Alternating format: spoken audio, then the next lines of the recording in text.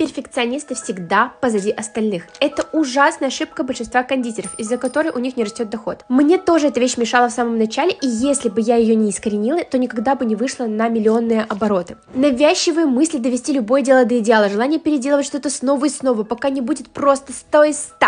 Пока мы не даем себе шанс ошибаться и не понимаем, что сделать просто хорошо это достаточно, мы топчемся на месте. Вот если вы понимаете, что у вас есть такая проблема, то нужно делать прямо сейчас через силу и думать: да, здесь я сделала не идеально, но в целом все получилось достойно. Заставлять себя не переделывать. И тогда вас ждет быстрый успех.